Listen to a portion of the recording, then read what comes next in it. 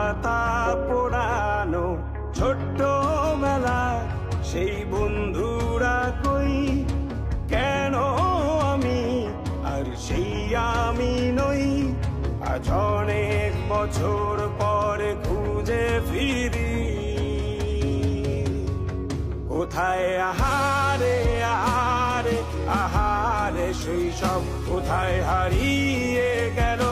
যে আহারে কৈশব কোথায় আহারে আহারে আহারে শৈশব কোথায় হারিয়ে গেল